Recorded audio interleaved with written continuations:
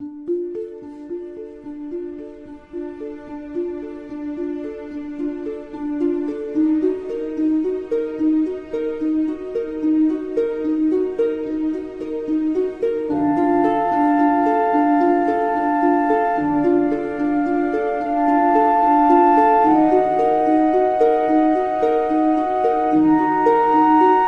de 5 ans après le pire accident ferroviaire de l'histoire du chemin de fer camerounais, les voyages par train express sont à nouveau possibles depuis le 1er juillet 2021. La reconstitution des faits avant la reprise indique que Camrail, l'une des filiales du groupe Bolloré, a pris le risque d'ajouter 8 voitures supplémentaires à la rame pour assurer le transport de Yaoundé pour Douala, de nombreux voyageurs ayant pris d'assaut la gare ferroviaire de Yaoundé dans la matinée du 21 octobre 2016, le voyage par route n'étant pas possible à cause de l'effondrement d'une buse métallique sur la nationale numéro 3. Cette surcharge, combinée à d'autres facteurs, ont causé un drame sans précédent sur le chemin de fer, précisément au niveau de la ville des Eka, située à près de 150 km de Yaoundé.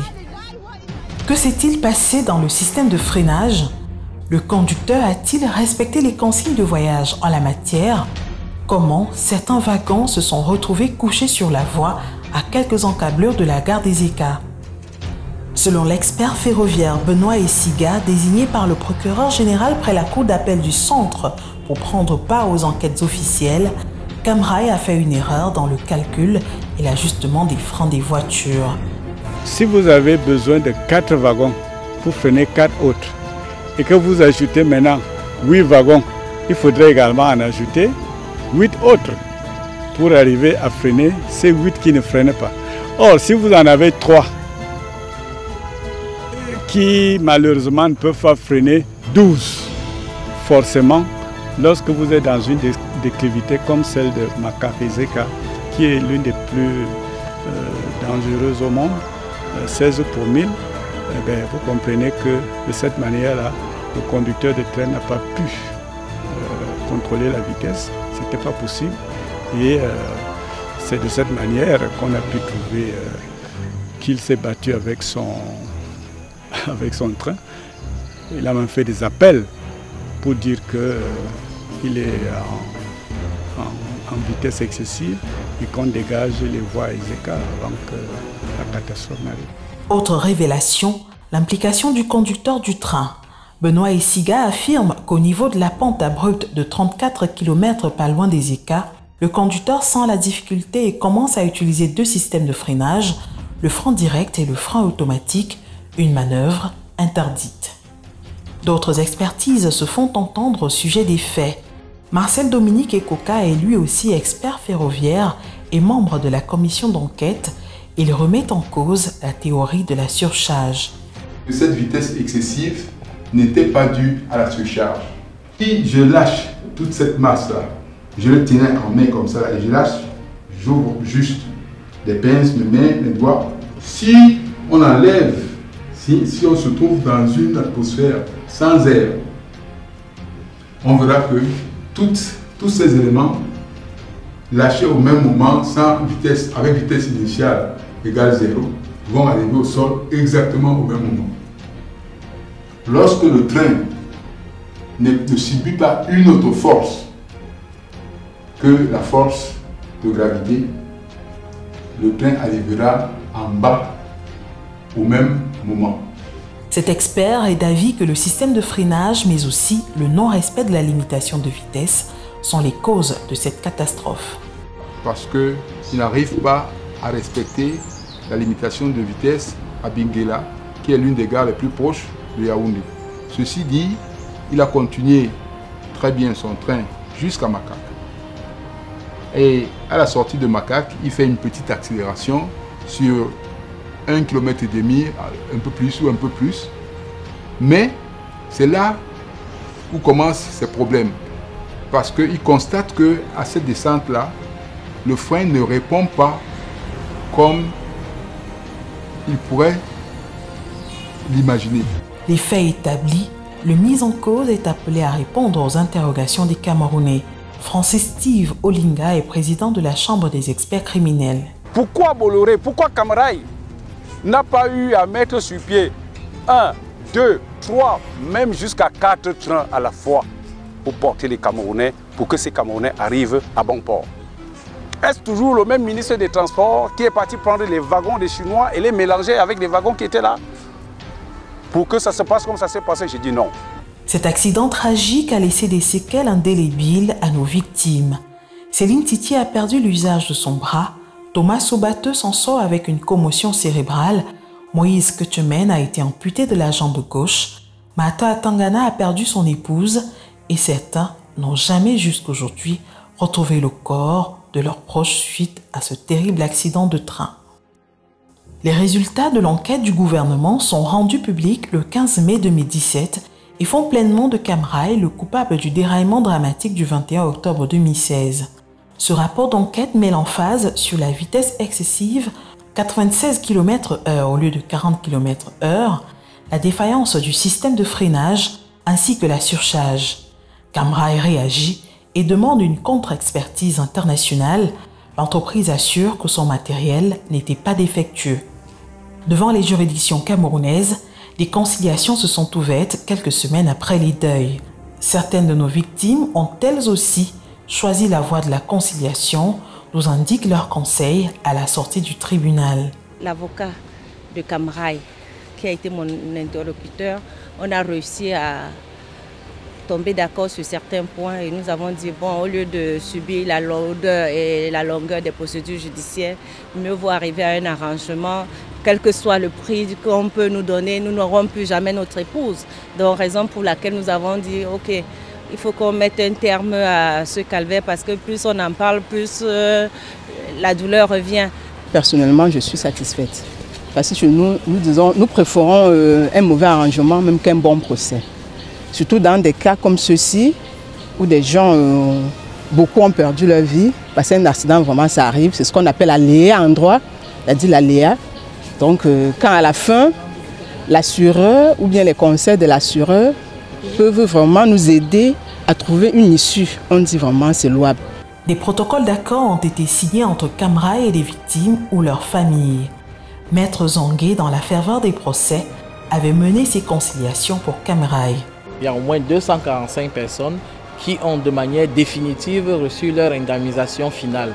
Mais en dehors de ces 245 qui ont été définitivement soldés, il y a plusieurs autres qui ont reçu des provisions, c'est-à-dire des avances en fonction des situations individuelles des gens qui peuvent être en difficulté. Sur ce qui concerne les ayants droit de personnes décédées, nous sommes à exactement, si je peux me tromper, à exactement 44 accords de principe sur les 72 cas que nous suivons actuellement. Les familles nous ont donné les éléments nécessaires pour pouvoir faire une évaluation financière. L'évaluation financière a été faite, il y a eu des discussions et à la fin nous sommes parvenus à un accord et nous avons engagé le processus pour le suivi des formalités.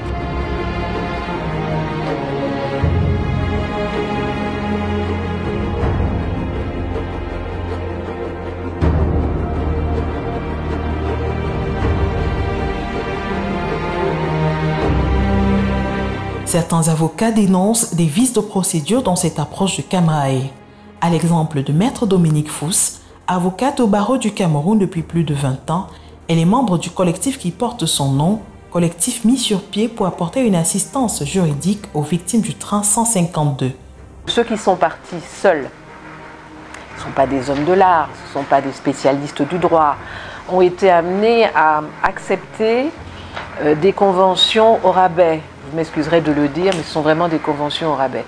Et ça, c'est important que tout le monde le sache, et que l'État le sache. Parce que bon, l'État ne va peut-être pas se mêler d'une convention, mais puisque la convention est signée entre deux parties.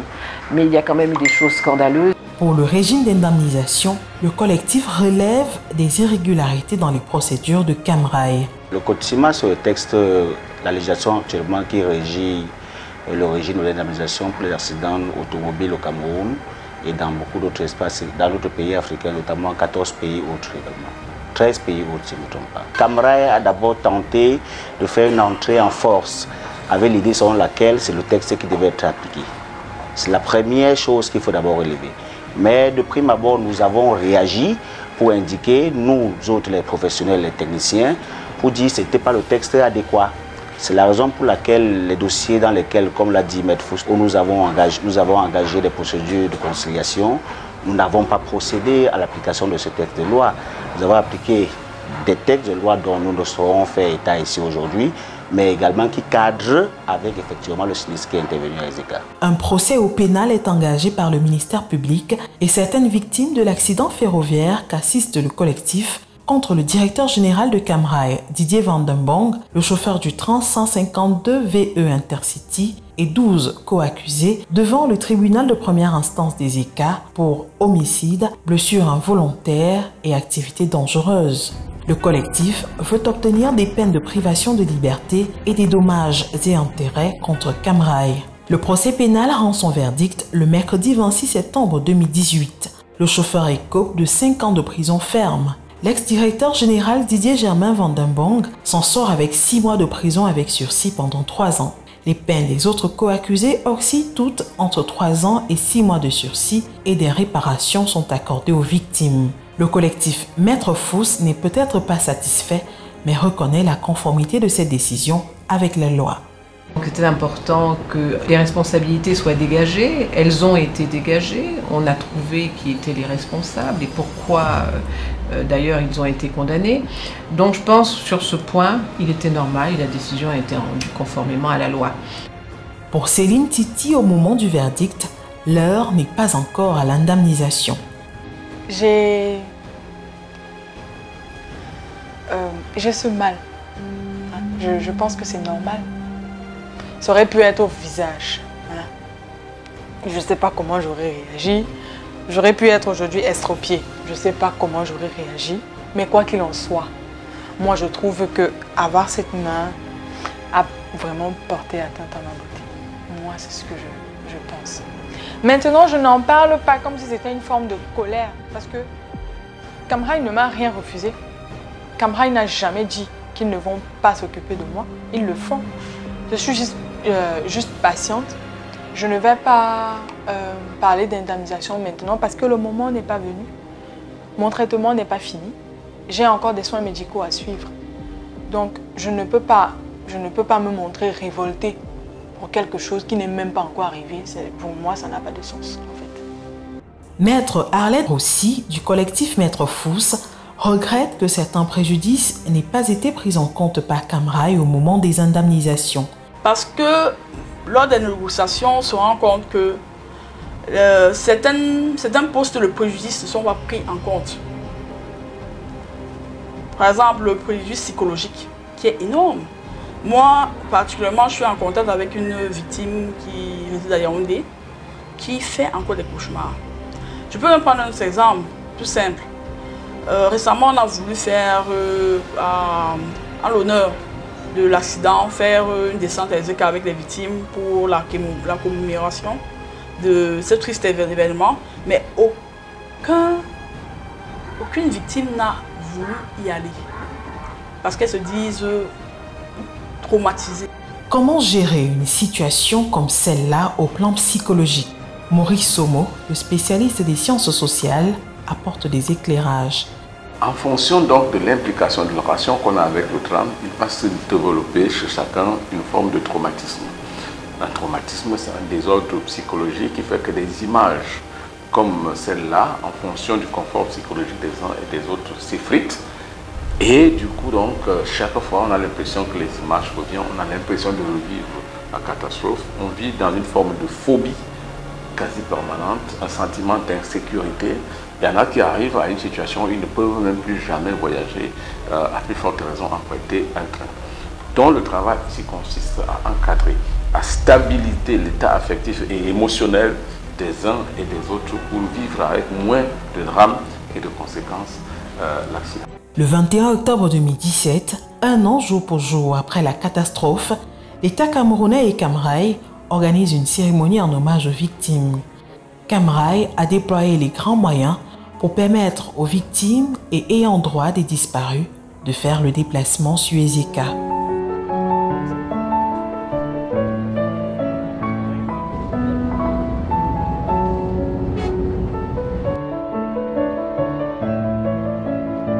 Je nous parle en tout temps et en tout lieu. Au moment où ton peuple se trouve rassemblé ici à la gare historique des Zeka,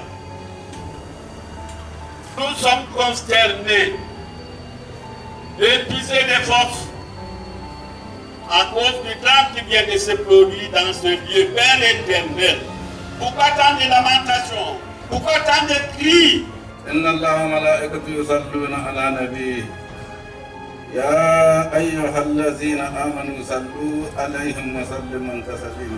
Mes premières pensées vont vers les familles des disparus.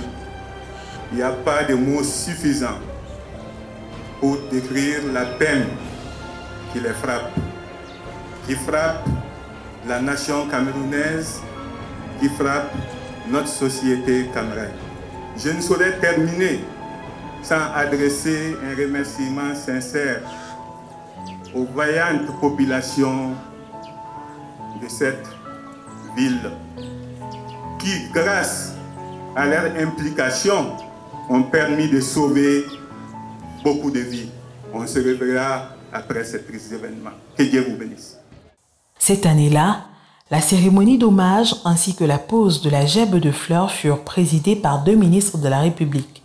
Irène Pauline Guéné, ministre des Affaires sociales, ainsi que le professeur Narcisse Mouelé Kambi, ministre de la Culture et représentant personnel du chef de l'État, Paul Biya. Le 21 octobre 2016, il y a exactement 1 an, le Cameroun connaissait un moment particulièrement douloureux avec une tragédie ferroviaire sans précédent, ici même. À Ezeka, ce triste jour, des dizaines de compatriotes perdirent la vie. De nombreux autres furent blessés, traumatisés, portant à jamais les stigmates de ce qui restera gravé dans les esprits comme des instants horribles, des moments terribles. Cette cérémonie réclame le souvenir de la nation tout entière parce que vendredi 21 octobre 2016, dans une brutalité inqualifiable, le destin a fait des Zeka une ville martyre qui a vu les enfants de la République partir. C'est au nom de la nation tout entière que nous sommes venus célébrer la mémoire de ces hommes, ces femmes et ces enfants de la République qui ont droit à un hommage appuyé. Une fois la cérémonie d'hommage achevée, Céline Titi a l'agréable surprise de rencontrer son principal sauveteur, Beaufort. Des retrouvailles qui font rejaillir de nombreux souvenirs. Comment ça va la main? C'est grave. Ne pleure pas. Ne pleure pourquoi? Il ne faut pas pleurer. Comment alors c'est? Je ne te retrouve pas.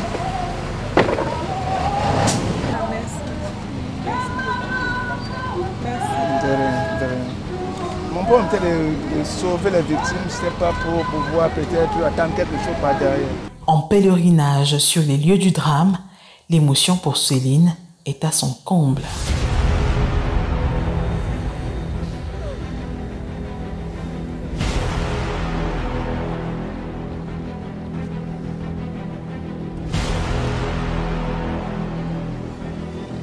Beaufort, comme de nombreux habitants de la ville, se souviennent de cet accident comme si c'était hier. On n'était pas quand le train tombait.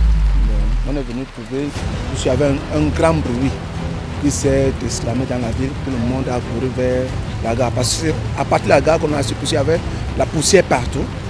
Quand maintenant on sommes au niveau de la gare, les gens disent mais il y a d'autres voitures qui sont tombées par derrière, au niveau de Raven. Ici, là, c'est une zone marécageuse. Quand on tout voit, les rails se trouvent un peu en haut. Et on est venu, donc quand les voitures tombaient, ça avait même sacré comme on avait travaillé. Ça a enlevé tous les herbes qui étaient là. Et c'est ici qu'il y a eu tellement de morts, la zone il y a eu tellement de morts par rapport à la gare. Parce que les gens sont embourbés. Et pour les sauver, on n'avait pas de matériel. On a utilisé le matériel artisanal, ça veut dire que c'est la hache pour couper les voitures. Parce que si avec le matériel, on pouvait cisailler les voitures pour pouvoir les enlever facilement. Mais tu sais, le fait de couper avec la hache, l'effort là a fait en sorte que si quelqu'un est souffrant ou quelqu'un est en train de souffrir, il peut vite rendre l'âme. Alors ça, il y avait une chaîne de travail d'autres endroits, les gens de voitures. Il les déposait ici. La zone que tu vois là, partout là, il y avait des gens couchés. Il y avait ceux qui vivaient, ceux qui étaient morts. Donc tout c'était dans la gamme. Donc c'est alors Céline, je l'ai rencontré. Donc quand on avait déposé au niveau de l'hôpital, que je l'ai mis dans les gens que j'encadrais. J'avais secouru 5 personnes. Il y avait un qui avait rendu l'âme. Les autres sont partis et pour avoir d'abord le contact de leur famille, je leur demandais est-ce que pour avoir le numéro en tête, il me dit oui, quand on me donnait, j'appelais, disais que non, il y a telle chose qui s'est passé à dire que le train est tombé et que votre. Parce que pour elle, elle n'avait plus de téléphone en elle. Elle m'a donné le numéro de son père. Quand elle l'a appelé, bon, finalement que j'avais contact avec son père, avec les autres, il y a l'autre. Le nom de celui qui était mort m'échappe un peu. Mais sinon que sa femme était là, on me remercie. Pour permettre aux victimes et à leurs familles de retrouver la sérénité, les patriarches des ECA les invitent à se plier au rituel de purification. Traditionnellement, il y a un lavement qu'il faut faire. Ce lavement, on l'appelle mbak. Et j'invite tous ceux qui, de près ou de loin, ont eu des contacts avec ceux qui ont pu avoir des proches qui ont versé leur sang sur ce train, à venir à Ezeka pour se purifier. Les démons des accidents exorcisés, le train peut se remettre sur les rails. La joie des riverains des localités traversées par le chemin de fer est immense. On est tellement très ravis encore de voir le train circuler chez nous parce que nous souffrons tellement pour l'histoire de voyager par train et tout. Bon, comme on a relancé le nouveau train, nous sommes tellement très fiers, très contents. On est fatigués, on était fatigués des vieilles. Oui, tellement. Donc nous remercions tellement le chef de l'État qui a accepté que le train commence toujours à circuler chez nous. Cabral Libi, élite de la localité et passager privilégié de toutes les premières heures du train express, regrette tout de même l'abandon de la construction du monument à Ezeka en souvenir de cette tragédie. Il y a un monument qui devait être fait à ce propos qui est à 10 mètres d'ici. Je vois qu'il est toujours en chantier depuis fort longtemps. Et il y a un certain nombre d'engagements qui avaient été pris par Camrail en rapport avec cette ville, en rapport avec le lieu de l'accident. Nous sommes dans le regret de dire que ça piétine, ça n'avance pas. Donc ça nous fait un petit pincement. Pour qu'on lave définitivement cet incident, il va falloir que les engagements soient tenus. En marge de la reprise des voyages par train express entre Douala et Yaoundé depuis le 1er juillet 2021, l'État du Cameroun et Camrail continuent à travailler dans le sens de la modernisation du chemin de fer. Le directeur des transports ferroviaires au ministère des Transports évoque les travaux en cours. Le chemin de fer camerounais est centenaire, voire un peu plus de 100 ans, lorsqu'on parle vraiment du chemin de fer. Maintenant, certaines voies, ou alors celles qui sont là, ont été réalisées il y a effectivement 50 ans par là, 40. Depuis 2012, le Cameroun s'est doté d'un plan directeur ferroviaire national qui consacre donc la construction d'un certain nombre de lignes, de nouvelles lignes, dont l'extension du réseau. Ce plan-là est mis en œuvre depuis quelque temps avec les études sur les itinéraires comme Aidé à Kribi Lolabé, Campo, Douala Limbe, Idenao et Douala Ngaoundiri. Nous avons lancé les études sur l'itinéraire Ngaoundiri N'Djamena pour desservir la sous-région. Et tout récemment, le ministre des Transports et le ministre de l'Industrie ont signé un protocole d'entente avec des partenaires étrangers pour la construction de la ligne de chemin de fer entre Mbalam et le port de Kribi. En attendant de faire goûter aux Camerounais le plaisir de voyager en train entre Douala et Yaoundé en moins de 3 heures, la nation camerounaise se remet peu à peu de la catastrophe ferroviaire du 21 octobre 2016, alors que de nombreuses interrogations n'ont trouvé que peu de réponses.